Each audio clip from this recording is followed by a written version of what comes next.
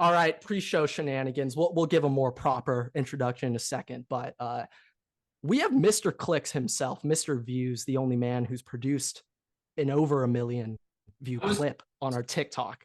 I just like to say I was close, but I still Close, haven't. but no cigar. So we have to welcome on our very own, our favorite, most important recurring guest, Mr. Chadwick Bailey, defensive back for the reigning AAC champs, the Tulane Green Wave. So let's revisit it, Chad. What happened in Charlotte? What's going on in Charlotte? What will continue to go on? MJ's out. Did he have enough? What's going on here? MJ is looking to sell. I think he's had enough. Yeah, I think he tried being an owner, and that wasn't quite what he was built out for. So, yeah, like Everett said, I think he saw the clip that summed up his situation that he had created. Hey, I think he made what, a $2 billion, a billion and a half. He made a lot of money. So a healthy profit. So. Fucking Wallace and who else played there? He had a hilarious stretch of draft picks, taking like Michael Kidd-Gilchrist at 2. I think he took Cody Zeller. Pretty sure they took but traded for Jeremy Lamb, like thinking that would be a centerpiece part. A lot of bad decisions. It really seemed like MJ was just like, who's the sickest guy from Kentucky? Let's just draft him. Which is hype. Like, I'd probably run my franchise the same way. But yeah, I don't think it quite worked out for MJ, and maybe the owner life isn't for him. And I feel like there might be some problems with like gambling if you're an owner in the NBA. Don't think MJ would like that either. So yeah, there's a lot of things involved. And that ties right into the gang of guys that he had running the floor for him. Running the floor on and off the court. We could revisit where all those guys were in their lives now and see how they've stepped up or stepped down to the plate. Yeah, hopefully step ups, but it'd be really hard to step down from where we were last year, but we'll see. Hey, if any team can do it, it's the Charlotte Hornets. So let's find out. Or the Cardinals, but yeah. So it's been about a year since that clip, right? The main person of interest in the clip was arguably Miles Bridges. Yeah. And within that year, he may have had some issues related to domestic violence. So he stepped down from the plate following that clip. But he now vows to be the best person that he can be after his suspension. And he apologizes for the pain that he has caused and vows to make the most of his second chance. Yes, on the Guangdong Dragons. Get ready to learn Chinese, buddy. Let's just say when it comes to Miles Bridges, big name coming out of Michigan State, had a lot of hype, 5-star recruit out of high school. That's like one of the misses in MJ's career. Don't feel like we got to spend too much time on him. I think we already have our opinions made up on Miles, but I think let's take it over to our very own LaMelo Ball, another big name before we get to the real stuff. What's LaMelo been up to? He's in love with his 33-year-old girlfriend. Good for him. I mean, Gordon Hayward hasn't been able to, get on the court really and establish kind of a veteran leadership presence on the team. So LaMelo got to go put measures into his own hands to find his own mentorship figure. So shout out LaMelo. He's just looking out for his career. People have their opinions on LeVar Ball. I think he's amazing, but hey, maybe if you're a LeVar Ball hater, this decision a little more understandable. I mean, look, nothing can be worse. You have LeVar Ball, and then you have Baby Gronk's dad. So, I mean, nothing can be worse than Baby Gronk. True. I'll be honest. Eli's dad is up there too for forcing a trade out of San Diego at the time. But yeah, go on. We'll get into the depressing Chargers part later. Last guy on the list was Big PJ Washington. Currently unsigned. Hopefully that changes for PJ. We'll see if that actually changes though. Miles Bridges actually signed somewhere. Yeah, he's on the Hornets. He's still there. On the Hornets. I'm pretty sure he's still on his rookie contract. His second chance. Oh, You know what? Like, I am just looking at their roster. I'll be honest, like literally their draft strategy is pick who is lit in college. They have Amari Bailey, Leaky Black, Brandon Miller. if he played basketball. Hmm? So they would have loved Johnny Manziel if he played basketball. Oh, 100%. They would have bought all in. I think MJ actually prefers his players to come from oil money. Would have been a big shock after seeing the doc. That wasn't quite true, but he wasn't from oil money after he made it to the team. No, I know. But at the time, that would have boosted him up MJ's draft board. But yeah, Charlotte, things going on there. Wow. Amari, thank you for that. Oh, Amari's gonna be a baller. I'm a big fan of Amari Bailey. Dude, I loved him, but that's a topic for another session. Yeah, we'll save basketball for a different day. That's not too fun. But okay. Let's get into the pod. What is going on, everybody? Welcome back to the best episode of the Waterboy podcast you will ever listen to in your life. We have our most important recurring guest on the pod today, Mr. Chadwick Bailey. I already gave him a bit of an introduction, but defensive back for the reigning AAC champs, the Tulane Green Wave. He is the man who recovered an onside kick in the championship game his senior year of high school, which I was attending on the sideline. So I will take credit for you recovering that onside kick. But Chad, thank you for coming on. It is a blessing and a pleasure to have you on, really. So I think we got to start off, with the big pressing things first. Conference realignment. Now, Chad, you are a diehard UCLA fan. What are your thoughts on the upcoming move to the Pac-12? Let's keep it out and open. Give me your general thoughts. Yeah. But grew up UCLA fan. Mom and dad both went there. Mom was the mascot, actually. I don't know if y'all knew that. Did not know that. Yeah, Ruthie was joking. That's electric. Shout out Mama Bailey. We love that.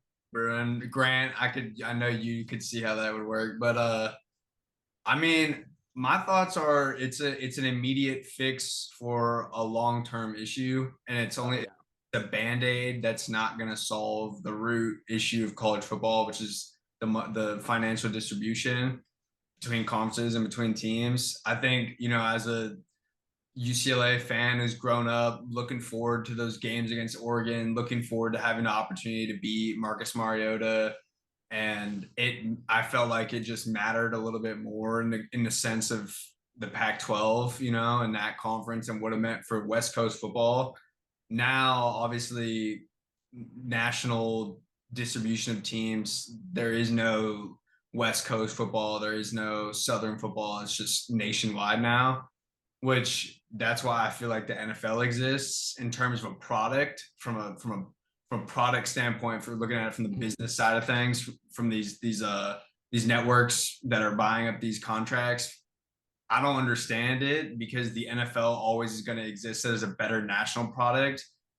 College football has the image and the likeness that it does because of the emotional sentiment behind it, because of UCLA playing USC, UCLA playing Oregon, all those UCLA playing Stanford coming in upsetting UCLA, games like that. Like, those are the type of games why people love college football, why people watch it. A UCLA Iowa matchup might be a really good game to the football fan that's really keen with those teams. But from an emotional perspective, who cares? If you're a UCLA fan, all right, we drop one to Iowa. If you're an Iowa fan, all right, we drop one to UCLA. Like, it's not going to hold the same weight in terms of emotion. And I think networks are going to realize that in the next few years as this all plays out. And the viewership numbers are not going to be the same. And this is all going to get unraveled in the next 5 to 10 years. That's my take on it. I don't really know how you unravel it, though. Once everything's like set in stone, you can't really sit up and you'd have to literally make a new conference, because teams are going to come in and replace teams in the Pac-12, replace teams in CUSA, the AAC, the ACC, whatever happens. So, now that you bring that up, Everett, like a brand new conference, I wouldn't say it's that crazy to say that could be something new.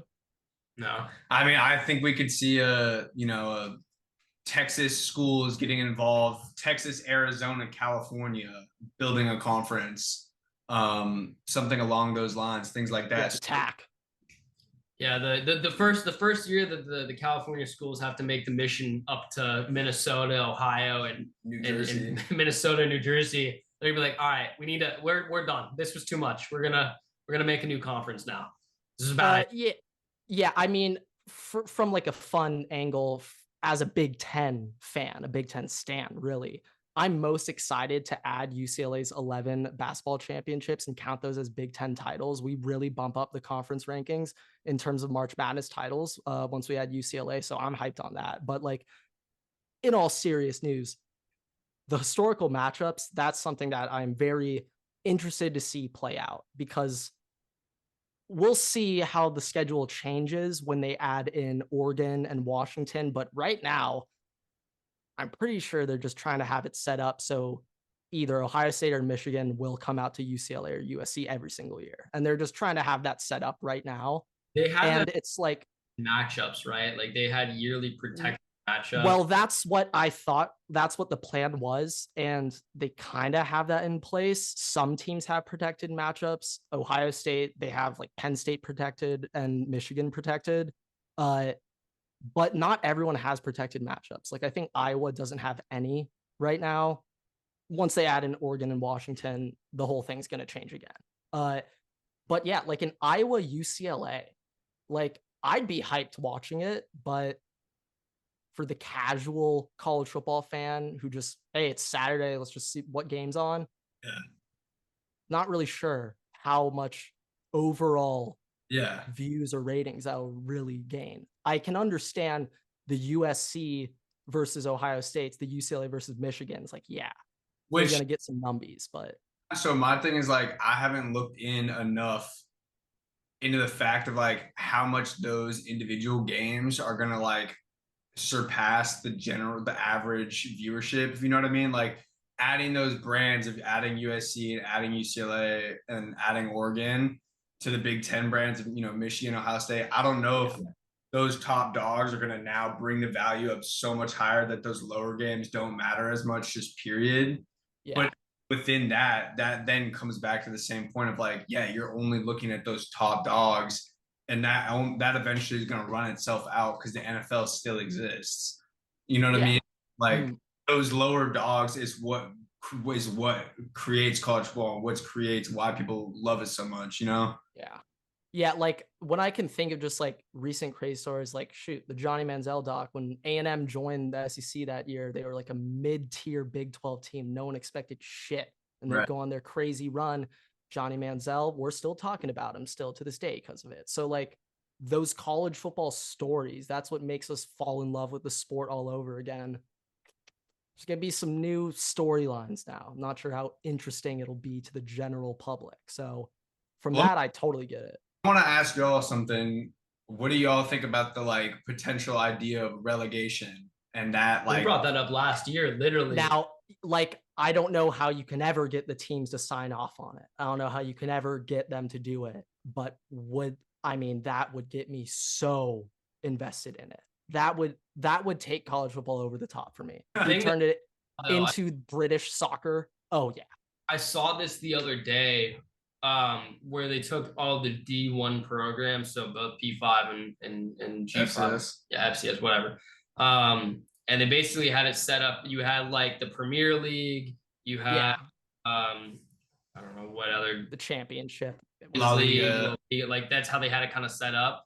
And like it was based off of last year's stats. So like we were in the Premier League, Tulane was in the Premier League. And they had like the bigger programs that were like the playoff teams, like the top 5 teams, 6, whatever, as like the Champions League teams. And it kind of went down that you had way more teams at the very bottom that were kind of like the crap. But like you basically were like, all right, bottom 5 teams move up or move down, top 5 teams for each thing move up, and you just kind of go up and down. So real quick, like it wasn't I'd be so fascinated in it, but hear this out. Like from Tulane's perspective here, before last season, you guys were coming off what, a 2-10 win season? Yeah. Yep. Now I'm not sure what you were before, but you should finish the year in that top tier bracket. But based on the relegation system, I don't think you would have been able to move up those rankings last year. You would have only gone up 1 tier. Do you get what I'm saying? Like So this kind of already somewhat exists for G5 programs. UCF, we saw like you already have it almost already. For example, even if we had gone undefeated last year, if we went 14-0, still wouldn't have made the playoff. That period as a G5 as an American school. However, now since we did what we did last year, if we build on that again and have a very similar or better season, now we actually give ourselves a shot to make the playoffs. That's why Cincinnati was able to make it. The year before they had done really well, and that's also you said about like relegation existing, whatever. Like right now, relegation doesn't exist in the means where a team is going down, but like for a G5 program, for us, we like it's going up. But they don't. But the thing which is crappy is it doesn't exist the same way for a Power 5 school. So yeah. You take what did Missouri go last year? I don't know. Take an yeah. Let's say Missouri goes 6-6, 5-7. Next year they go 12-0, 13-0. They're in and they're the number 1 seed because they play in the SEC. I get what you mean. Yeah. So I think like there could be some stuff there in that sense of developing that to give these G5 programs more of an opportunity because like. Frankly, like we've got a lot of coaches coming in from different schools from LSU. We've got a coordinator right now who's with Texas, who's with LSU. These coaches tell us we're playing just as the same level of ball as these other schools are. Like it's not a step down. We might have a little bit less of a budget, but it's the same level, same caliber of athletes, same talent, same level of ball. But just the fact that we're in the American then lowers, our opportunity for postseason opportunities. It's just also strength of schedule. Like we brought this up the other week when we were talking. Yeah, people can always just knock Tulane like, oh, well, look who they played. It's like SEC, you don't have to play out of conference. You don't have to worry. Like those matchups can be cakewalks because when you go to in conference, it is harder to win. Yeah, Alabama's playing Campbell and Citadel, and those are free wins. If Tulane could do that, I mean, we're playing Ole Miss, Kansas State. I could be wrong on this, but I actually think that Clemson is the only team to ever be ranked number 1 in the college football playoff polls that wasn't an SEC team. It's been in the SEC winner or Clemson as the number 1 seed for college football playoffs every year. So like, they've never been. The SEC bias is real. As Notre Dame wasn't 1. Never the 1 seed. Never the 1 seed. God, no. Hell no. The committee would have been fired if Notre Dame was ever a 1 seed for the playoff. But I'm interested in the future when we go to a 12-team playoff. The way it's currently set up, they have the top 6 conference champions auto in, which would put 1 group of 5 winner auto in. So last year it would have been you guys. With these conferences moving around and stuff, they're going to reduce that number. It's not going to be 6 anymore. I feel like that's going to change. And I feel like these playoff like bye weeks or like auto bids are going to be changing real quick soon. I had a feeling, I'm not sure. I don't think it's a good idea, but I could definitely see the SEC or the Big Ten lobbying to have 2 teams guaranteed in the playoffs every year. I mean, we went over that before. I didn't think that it would have, like, you just can't do that. It wouldn't make sense. Did they? Yeah, like it's you can't really do it, but I mean, I don't know. Like, could there be any chance that the Big Ten and SEC are just like, we're out of the NCAA, we're doing our own thing? No. Any chance? Money. Well, also don't forget that it's more than just the football program you're talking about. You can't, if you pull out, then you pull out every program, and that becomes a very large issue. True. I just have a feeling for some of those schools in the SEC, like Livy Dunn Gymnastics doing great, but at the end of the day, it's Go Tigers, LSU football, which makes the money. So the money, but that doesn't mean like you could sacrifice Livy Dunn for an extra $20 million a year. And other money and stuff that are not football. Like football is a large portion of how much money you make, and that especially in the SEC. But I know, but Everett, you got to remember it means more in the South. No, well, I understand. You got to remember that.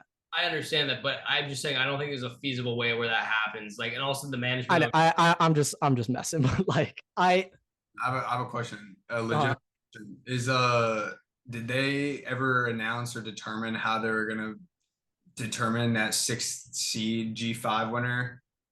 Like, not explicit. So they were essentially It's like it kind of just started like the Pac-12 pretty much was like, where we need a guaranteed auto bid. Like the Pac-12 hasn't made the playoffs in so long. And so like it was the Pac-12, like we need an auto bid.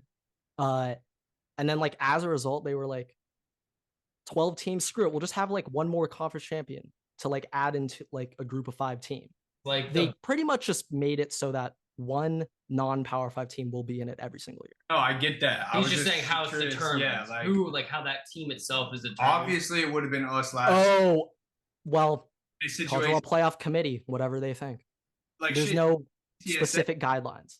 TSA last year was cold, like, and they weren't in the American yet. They're in the American now. It's realistically like, let's say the top team in the American has 8 wins, right, and CUSA has a 10-win team. Yeah. They're probably going to take that one, assuming the strength of schedule is better.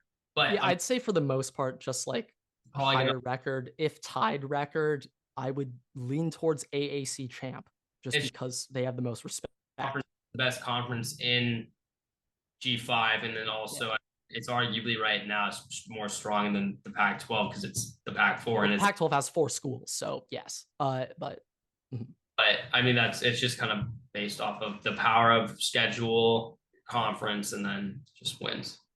What something that Everett and I were debating though, like short-term 1-year perspective, just like last year if there was a 12-team playoff, like I would have been so hyped if you guys got in last year. Like I feel like screw it. I don't give a shit about the results. Like I'd just love to see teams get a chance. Like last year, Utah, they might have done some damage. I don't know. Like I agree. Ohio State, Penn State would have been the opening round in Columbus. Tough to beat a team 2 times in a season. Shit. Like, you know, like those opening matchups would have just been amazing. I'm pretty sure you guys would have gone to TCU round 1, by the way, and would have liked your guys' chances there. So I'm not gonna lie. Oh yeah, been good. Fuck yeah, you would have liked your chances there. Look at what TCU did again. Whatever. Anyway, though, like the 12-team playoff, I'm so excited for. That is, I wish it was this year, really, but I'm just interested to see how they adjust their rules. I don't think that changes. I don't think the schedule itself. Two buys. Damn, so you gotta play what, three more games? Potentially. So you play 16 games? Yep. Damn. That's a lot. So much football. Oh. Yeah. Yeah, it's a little different in the NFL though. It's more than a little different. Like I'm not entirely sure how they'd set it, but I think the best way to do it would have that opening round of the playoffs the week after conference championship. And that's what you'd have to do. Yeah, I mean, you'd have to. Like, no holidays for you. Which I mean, from go to toe with, you know, whoever, and then you got a week to prepare for. Yeah, you're flying out for you're flying to Tuscaloosa 1 week. Just have to pray. Yeah.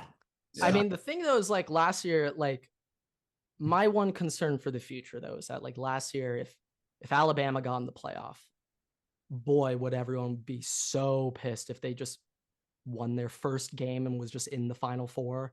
I think for a casual college football fan, I think the 12-team playoff like might anger some people because I could at least see short term, like there's no doubt in my mind Bama would have made it to the top 4 last year if they were just in. No doubt in my mind.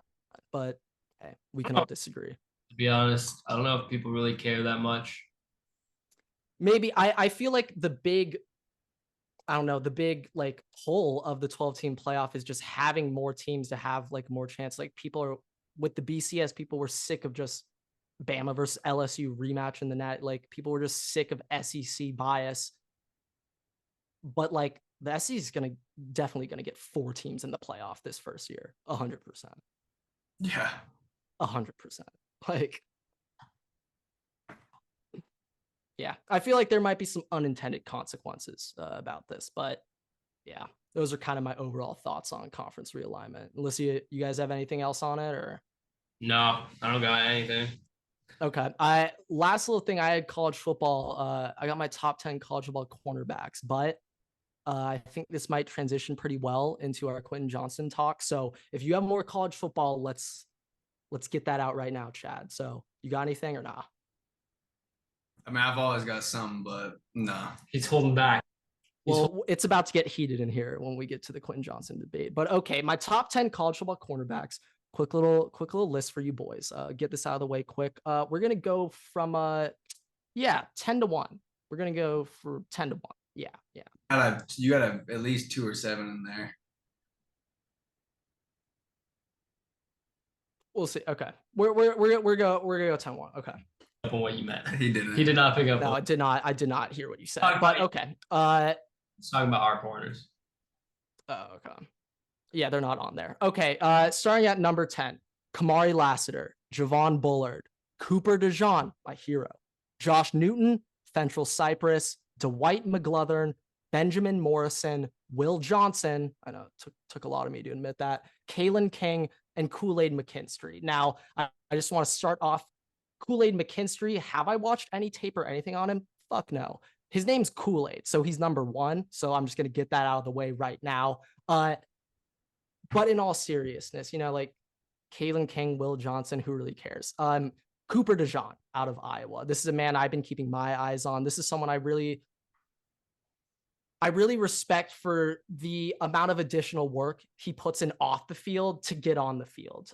Just the extra hours he spends in the film room, extra hours he spends in the weight room, first one in, last one out type of guy. He's crying. He's cry laughing. Yeah, he's a gym rat, embodies the program, spark plug, kind of a guy that the team can rally around, a guy who instills culture into a program. So, oh yeah, sneaky athleticism, deceptively quick. You wouldn't expect that out of him. No, but in all seriousness, Cooper DeJean, hard-nosed, gritty, willing to put his body on the line for the team. It's all about the team. He would not fade his own offense like his teammate receivers and kickers, taking the team unders. He would never do that. Instead, he takes the team overs because he knows that they're going to give up points. But regardless, Cooper DeJean, he's the guy I'm keeping my eye on. Chargers, let's keep our eye on him. But yeah, you have any thoughts on that cornerback list? Kool-Aid McKinstry, Will Johnson, Kalen King, any thoughts? You're missing. Ooh, voice crack. Oh my God. That was bad. You're missing Lance. I've had way worse. Don't worry. You're missing Lance Robinson, Jarius Monroe, Jaden Kennedy, and Sierra Wright. Sierra Wright? Now that's a man we went to high school with. I'll be honest. Hey, he doesn't play for Tulane anymore, so I can't hype him up too much. But watch out for number 28 at Ole Miss this year. Yeah, we'll see him week 2. It's gonna be a fun time. We're gonna go up top on him a few times, but after week 2, he's gonna have a good season. Yeah, will he be tapping himself out of that game? Coach, I need a sub. Can't be blowing my NFL chances anymore on tape or what? We'll see. Yeah, that's my corner list though. Don't really have any major thoughts. Last thing I just want to say. Kool-Aid actually is cold, so you don't need to watch tape on him. Yeah, that one. Every single thing I've ever looked up has Kool-Aid at number 1, which I kind of feel like just the first person who put out the cornerback list, everyone just put Kool-Aid number 1. But yeah, that honestly might be the best name of a player ever to be picked, like in the top 10 of the first round of the NFL draft. Oh, if it happens. I got one more. Jalen Davies, UCLA, modern day. Okay. He's cold. Modern day boy. Okay, we'll keep our eyes on him. First in a Chadwick Bailey. Yeah, that was a given. Of course. We didn't need to say that. But yeah, that's what I had on college football. We could start the depressing part now, Chad. The Los Angeles Chargers. Quentin Johnson, I got to see the Bolts-Rams preseason game last Sunday. And Quentin Johnston, I don't know what you think, Chad, but when I look at Quentin Johnson, I'm a little confused why they took him, because it seems like his build doesn't quite fit his skill set. He's like a 6'4" big body receiver, but he struggles catching in traffic, and he's known for his yak ability. I feel like there's just like some disconnects there. Now I understand, like, let's say he becomes Mike Williams and can catch, and he also has yak. Holy shit. Like, I get that. But when Jordan Addison is still on the board and we took Quentin Johnson, that I have a feeling we might be looking back at that day for a very long time.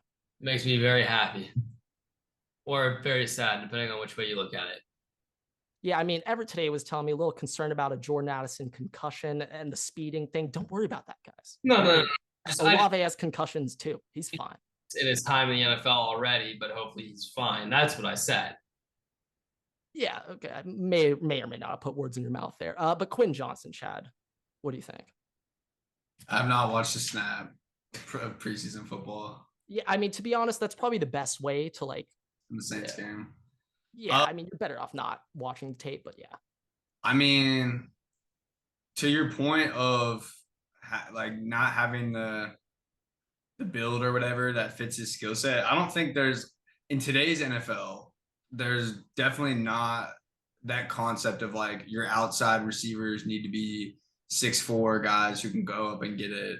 Like it does not matter anymore. Like it's all about your skill set and your abilities. So the fact that, I mean, hell, I'd rather tackle someone who's 5'10" in the open field and 190 pounds than someone who's 6'4", 220 pounds. So I think from that perspective, like it's not too deep. If he can ball, he can ball, and like they'll find the plays to get him the ball to use his skill set to their advantage. You know what I mean? I don't. Yeah. Especially with Kellen Moore, like he's a smart guy. He's a player's coach. He's gonna know how to utilize the players' skill sets and create combinations and different routes that are gonna make that happen, rather than having the scheme fit the player. Yeah. You know what I mean? Or yeah, like I would say one thing that I was looking at like at that game was like, wow, like we could run the ball. Like it's preseason. We're not taking away anything crazy here, but like it was just nice to see Kellen Moore like continuing to go to the run when Joe Lombardi would just abandon it immediately if it started failing. And I feel like Kellen Moore can just bring a lot to the offense, help this offense grow and evolve. Joe Lombardi, I think, was top 3 in first half points while Chargers OC, but bottom 3 in second half points. I wonder that, makes a lot of sense now in hindsight. Yeah, he takes his foot off the gas, Lombardi. Starts playing some conservative Jim Tressel Big Ten ball, which we don't like. So I like having Kellen Moore back there. I also read a quote from Mike Fat Carthy saying that he doesn't like Kellen Moore because he, quote, I don't want the #1 offense in football. That's not good for the team. That's what Mike Fat Carthy said. So yeah, just wanted to get that out of the way. Thank you, Mike. Wait. What's the context around that? Well, he was saying that the offense scores too fast and his defense needs to have a longer rest. Right. That's why he needs Dak Prescott throwing more than 10 interceptions this year. That's why he's been throwing 10 interceptions in the preseason already. No, interceptions. The defense is still going out there. Yeah, they're still gone. You're not getting any rest. You're just adding more stress because now you're backed up in your own red zone and now you got to go play defense. Mike McCarthy way. Yeah, Mike Fat Carthy, he's got his methods over there. I am really excited about Kellen Moore, though. I thought that was a very underrated, sneaky pickup offseason hire. Also, like Dabo getting Graham Riley. People really sleep on that. That's a big pickup. Other things, some more positive news about the Chargers. Antonio Gates has officially been inducted into the Team Hall of Fame. Chad, I know you have a lot of strong opinions on Antonio Gates, but for me personally, I mean, my first words out of the womb were Antonio Gates. So this is a guy who means a lot to me. Just a man I've been following my whole life. So if you just had a quick little anecdote on Mr. Gates, I'd just love for you to share. I mean, arguably best ball skills out of tight end ever. Best. I have a fun fact. Best. Gates, by the way, didn't play football until he was in the didn't NFL. Play football until he was in the NFL. He played basketball. He was one of the greatest basketball players of all time at Cal, or is that Tony Gonzalez? Where did Antonio Gates go? I think that sounds right. Also, Antonio Gates has a kid currently in college football. I didn't know that. Yeah. Yeah, we're in weird phases right now where we're seeing kids playing in college football. If I think it's running back son, I'm blanking. Frank Gore Jr. You guys played him last year, correct? Fortunately. Oh, yeah, never mind. We'll not bring that one up. Play him again this year, though. Play him again this year. Yeah. Oh, Antonio Gates. Oh, yeah, he's on Michigan State. Oh, I knew that. He caught a touchdown in the spring game. I knew that. We have Jerry Rice's kids. We have Deion Sanders' kids. Antonio Gates' kid. Marvin Harrison's kid. Frank Gore's kid. We had. Well, it Joey was Porter's kid. There was another. Anton Winfield's kid when we had Anton Winfield Jr. Yeah, just think of juniors right now. It's a lot easier. Is there like a third maybe in there? There is one. I'm trying to think of what his name was though, because he's out of college football now. I know Ohio State's got some legacies on the team right now, but I'm not sure. I'm trying to think of active NFL players. Yeah. Little bit tougher. Man, wait. Nope, I lost it again. Never mind. It's gone. That's all right. I think we might be taking a quick little break now as we wait for our guest to get back. All right, sorry for the quick intermission, everyone, but now we're back. Chad, last year you had an interesting opinion when the Chargers went after J.C. Jackson and re-signed Derwin to a big-time extension, which I think made him the highest-paid safety in NFL history. So, Chad, why don't we revisit that phenomenal J.C. Jackson deal? Great player last year, one of the best corners in the league. Grant's favorite. Yeah, you were right. Yeah. As a DB yourself, you said it. Don't pay DBs, and you were right. Well, there's a caveat to that. My thing is just at the defensive back position, there's at that value. There is the greatest margin for error in the sense that the smallest things dictate whether or not you give up an 80-yard touchdown or you score an 80-yard pick six. And I think those small things can vary so much on a day-to-day basis, let alone a year-to-year basis, that I'm just from the school of thought that as a defensive back, you really have to earn it and you really have to convince others of your value. That is done through consistency, So what JC had 2 really good years in New England. And he had only been in the league 4 years before the Chargers signed him. Derwin has had a lot of just his name's in the news a lot, things of that nature that just for me as a GM, your alignment of being 1 yard outside versus 1 yard inside, things like that. It's so your margin for error. I said so big. It's so small, really, is what I meant to say. In that just the details matter so much. So this all comes back for me to say that the J.C. Jackson contract, the reason why I was not a fan of it was I just had felt like it was a huge contract. It was $11 million a year, something like that. Yeah. Somebody who had 2 really good seasons, but also played in a system under Bill Belichick that allows those corners to be aggressive and play on routes really, aggressively, that led to those high interceptions. And I just felt like he needed to do it, for another year or 2 before a team locked him up big time like that. And especially, it should have been the same team. I don't think you should go out and get a DB off the market that you haven't had in your building before, worked with your players, worked with your DB coaches, all that, because that stuff is so important as a defensive back.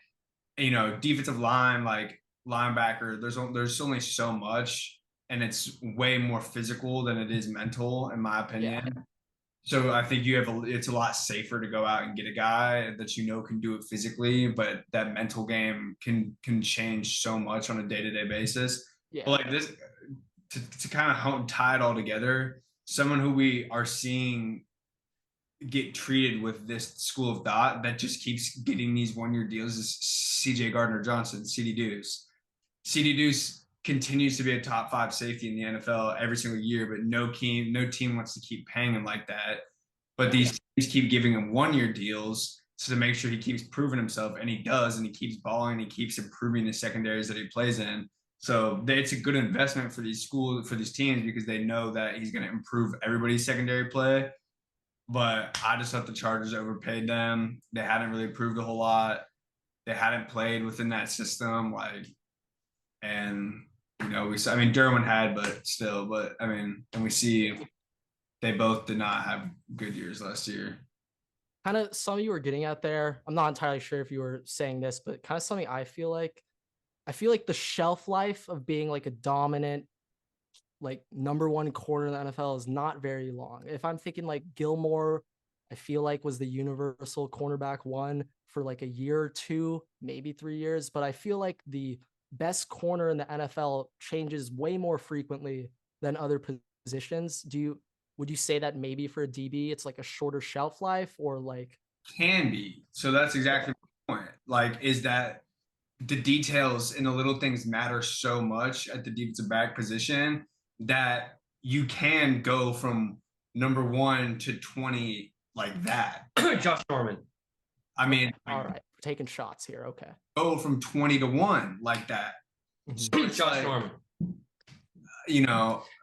Shoot, Darrelle Revis was at the top of the list for a long time. Okay. Yeah. Richard Sherman, he was probably one of the top 5 corners in the NFL for a long time, and a lot of his skill set was based off of this, and he stayed up to par up here, so he was able to stay up to par with his game. So I just think, yes, but that is more of a symptom of I bet those guys. Gilly was probably still physically capable of being CB1 that following year, but he probably just took a step off the gas, rather than Carolina, 3 hours early every day to the facility. He's probably getting in 2.5 hours early, like things like that. Like that margin for error is so small that once you cut back a little bit, you drop so fast. Yeah, I could definitely see what you're saying there. I definitely feel like, I don't know. You're right. You can go from cornerback 20 to 1 overnight just like that. Like, shit. Fingers crossed JC Jackson can do that, but we'll see. I'm going to be completely honest. Everything for the last 2 minutes has been absolute gray noise for me, white noise. I have heard nothing besides 20 to 1 and 1 to 20. We just talking some cornerback evaluation here. No biggie. No worries. I got one last thing for Charter before we move into something else. Yeah, you said it was depressing too, so let's just get this over with.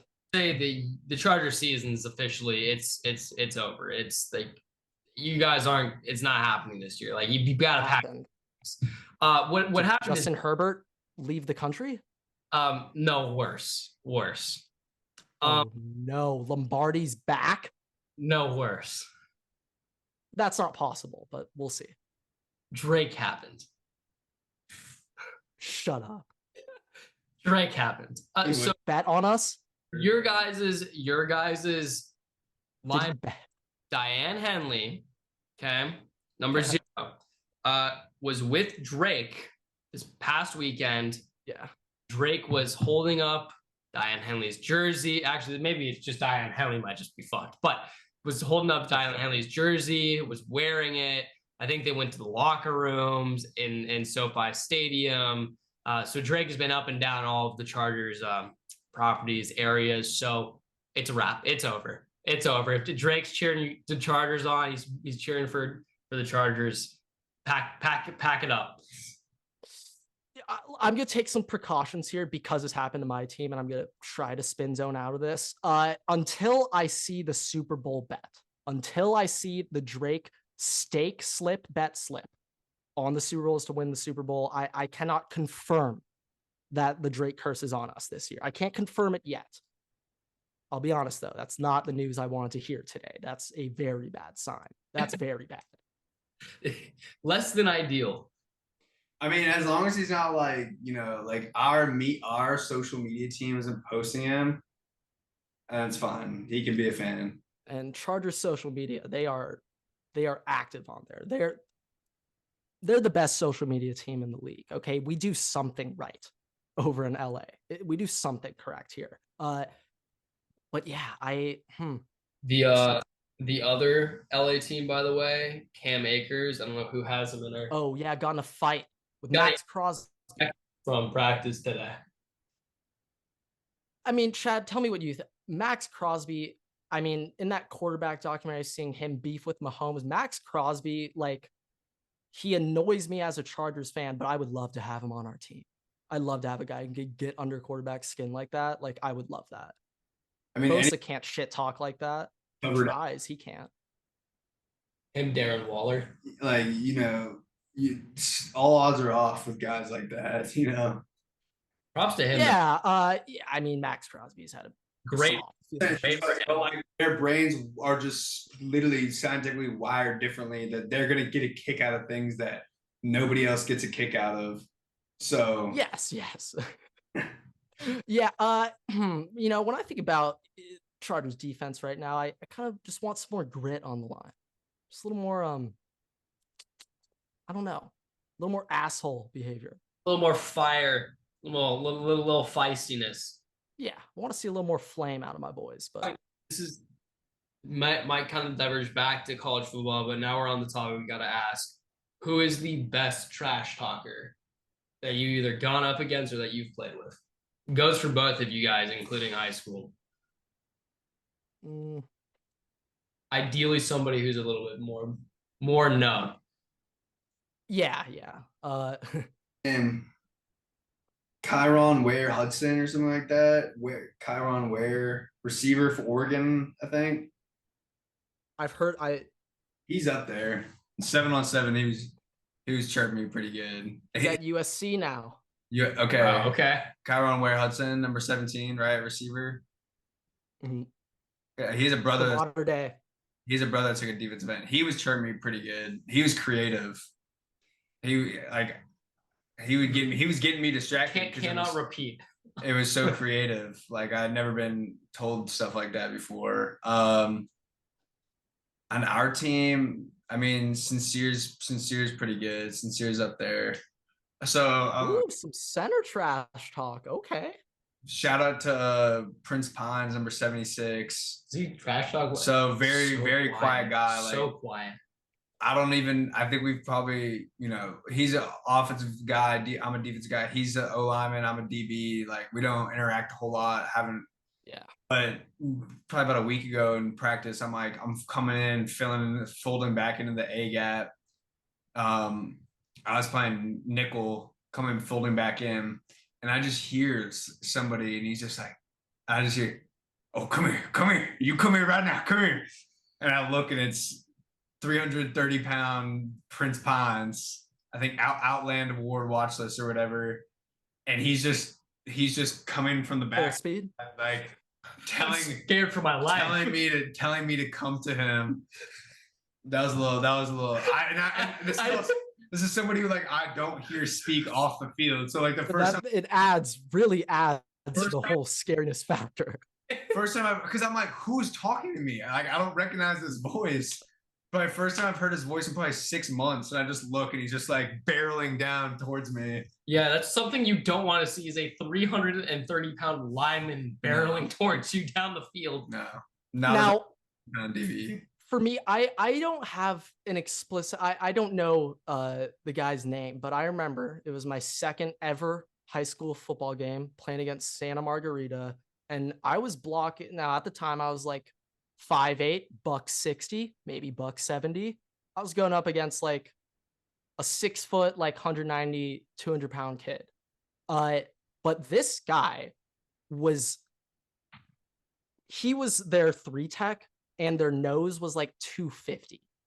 I was way more terrified of the 190-pound 3 tech than the 250-pound guy, because a 190-pound guy was fast and strong.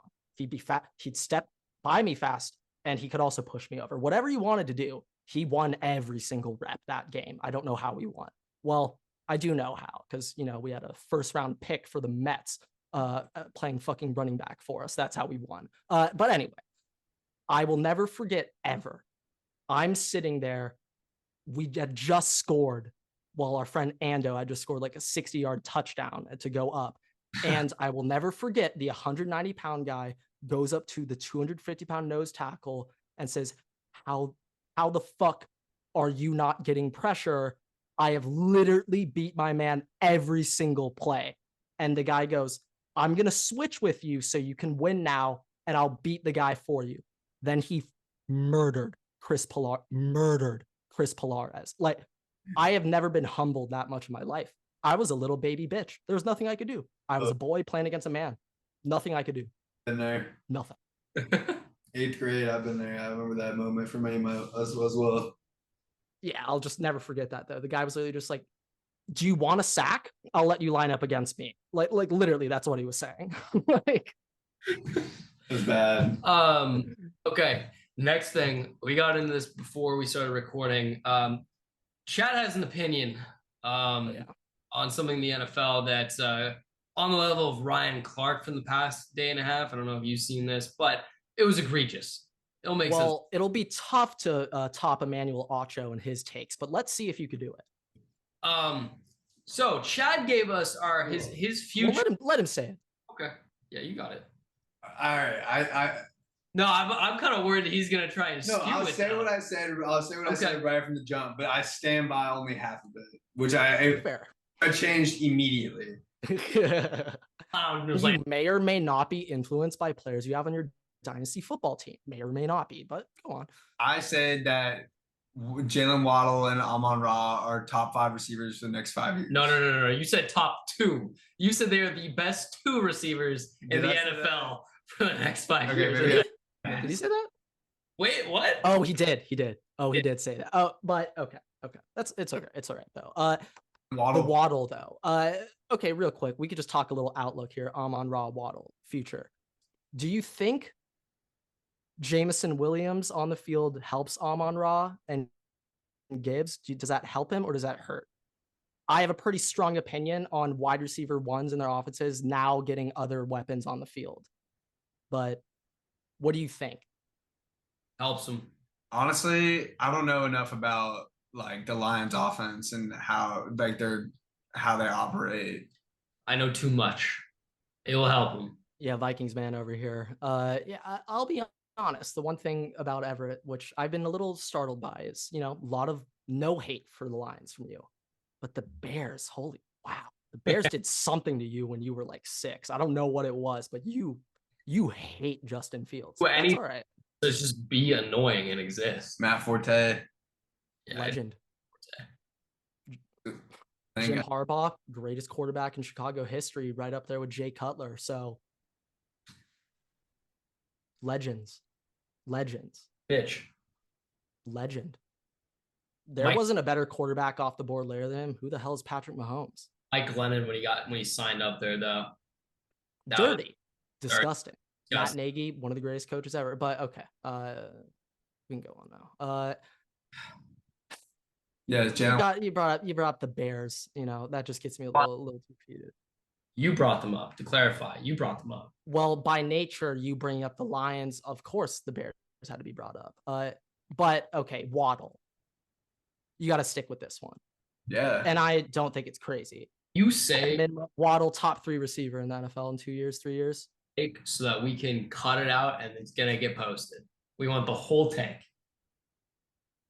Well, now I don't stand by the Amon-Ra part. You can just say JAYLEN WADDLE. Yeah, JAYLEN WADDLE is going to be a top 2 receiver in the NFL for the next 5 years. Oh, that was better than I thought you were going to say. Top 2. We like that even more. All you guys got to just look up the Waddle punt return against Auburn. Iron Bowl punt return. Look it up. Fabricated. We're good. There, but he doesn't have the natural route running ability that Waddle does. Yes, Amon-Ra has grinded his way into being an elite route runner, but it's not as natural. It's not as natural. Waddle's got those fluid. Oof. What he does have that Waddle doesn't is a mentality that is unmatched. From his Waddle? father. No. Amon-Ra with his. Yeah. Well. That he has some pretty funny stories about his childhood with his weightlifting bodybuilder dad. Yeah, just like going over bench press form and lifting form when he was 3 with PVC pipes. Yeah, and he knows like 4 languages too. I think he grew up in Germany or in France. Grant's brother helps him pass out of USC. Yeah, my brother may or may not have made Amon-Ra St. Brown academic All-American. So Everett, I know you got some more entertaining news on the Jets, but You have one thing. I actually have two things on the Jets, and we can end with this. First thing, I think it's hilarious. I don't know if you guys know like the trend that Adam Sandler has, where literally any movie he does, he like hires like the same 5 people. Like he just gets all of his boys. Yeah, it's just him and his boys. Rob Schneider, David Spade, yeah, all Kevin Chris James. Rock. Kevin James. That's his name. Kevin James. Of course. How could I forget? Paul Blart. That's basically literally Aaron Rodgers is Adam Sandler. He's getting all of his boys back on the Jets. He's trying to trade for Bakhtiari, right? Oh yeah. So he's like, all right, just he's waiting for Devontae to be like, get me out of here. I don't want to be here anymore. And he's gonna get all. I could really see Devontae wanting out pretty quick into this season in Las Vegas. Here we made the joke, yeah. If Devontae Adams wants to trade and he goes to the Buccaneers, it's gonna break the league. Like, of course, like that's the way that it would be. Like he would leave to go play with Tom Brady. Now if he leaves, if he goes to the Jets, you get Garrett Wilson. You have it's him and Garrett. Doesn't matter who else is there. Breece Hall, Aaron Rodgers. Absolutely disgusting. Who is in shambles right now? Mekhi Becton is an absolute shambles right now. Yeah, and there was like a recent clip of like Hard Knocks circulating. It's Robert Saleh just like saying, yeah, we just added a Hall of Fame quarterback. He said we have two $10 million+ wide receivers. Now, I know Garrett, was he referring to Alan Lazard as the other? Is Alan Lazard getting 10? Who's the other receiver on that team getting 10 million? Corey Davis. Okay, so bit of a boost there for Corey. But he was just going on and ripping the O-line apart, saying it doesn't matter if we got Aaron Rodgers if you guys can't block. So very convenient timing. The Bakhtiari trade rumors happens the day of the Hard Knocks episode coming out. Kind of interesting. Yeah. Also, from Packers' perspective, though, I mean, Jordan Love might die if you let Bakhtiari go. I mean, oh my God, that is like, if I'm the Packers, my only goal this year is find out if Jordan Love is our guy or not. And I feel like to do that, surround him with Aaron Jones. Like, keep Bakhtiari there. Like, Bakhtiari's knee's completely messed up, though. Don't forget that.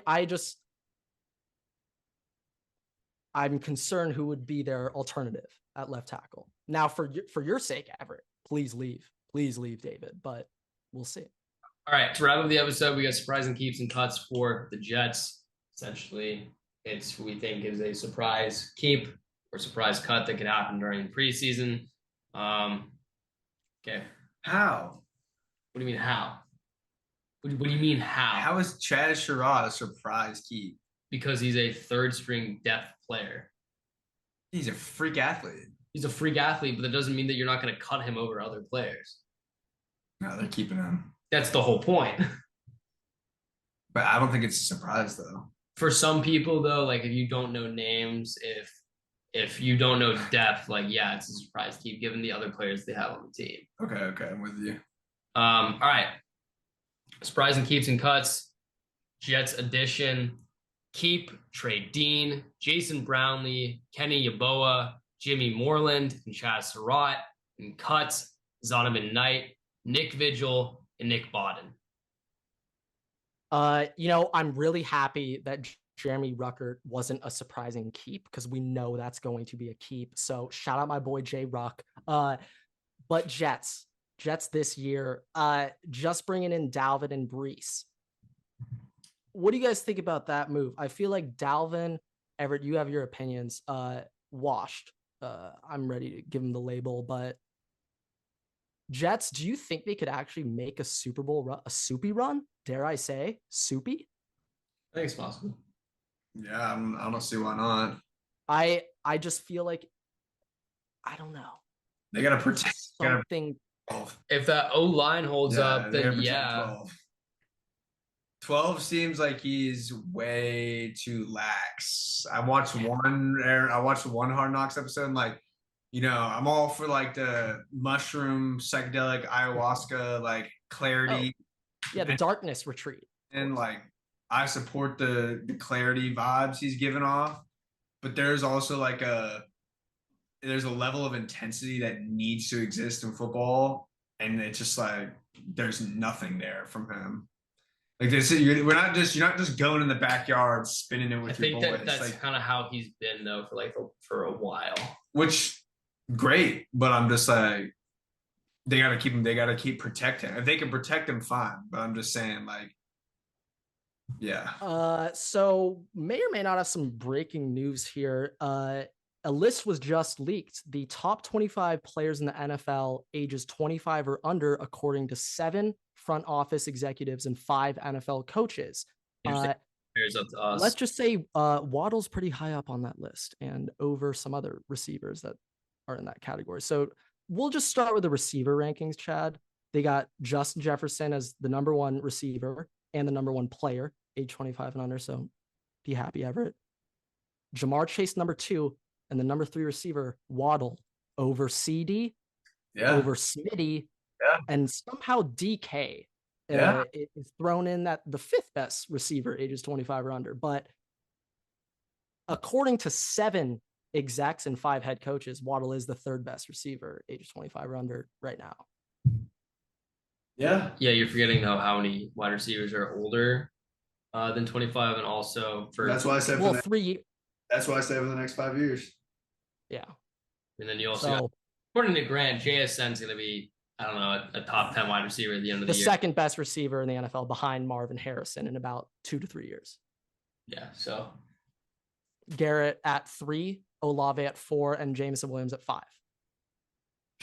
Michael Thomas will have a rebirth. He'll be 6.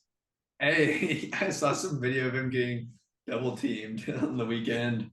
Yeah, I feel like can he block? I would love to just see him make a cut. I don't know if he could do it anymore. He was playing on Sunday. We were there. We went to the game. All right, my boy. I mean, the Ohio State Saints, they're showing out there. Okay, but with that, thank you guys so much for watching, listening, rate us 5 stars. You can find us on Spotify, YouTube, TikTok, Twitter, and Instagram at Waterboy Pod. Follow me and Grant on Twitter at Everett Takes and at Waterboy Grant. You want to plug any social? And follow future Heisman winner at Mr. Cobb. There we go. Chad, thank you again so much for coming on. It was a pleasure. It's an honor. Pleasure to be here. Number 1 recurring guest. Most return shows for any recurring guest. So are you at 2, 3 now? Because Shay's at 2. 3. You just beat out Shay. 3. Watch the wave this year, man. Number 1 recurring guest, baby. Tulane Green Wave. Book it right now. College football playoff champions this year. With that, Waterboy's out.